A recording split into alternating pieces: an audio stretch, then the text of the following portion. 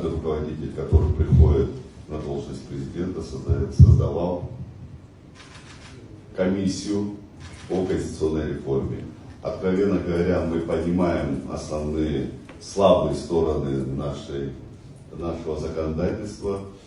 Мы рассчитываем, что в ближайшее время у нас есть ряд своих предложений и поправок, которые напрямую будем направлять в парламент без создания каких-либо рабочих групп, комиссий.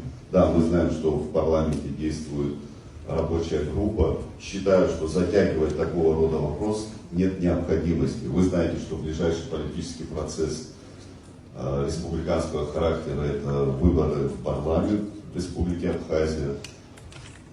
В рамках предвыборной кампании сегодня, еще раз повторяю, что считаю необходимым внесение изменений в избирательное законодательство.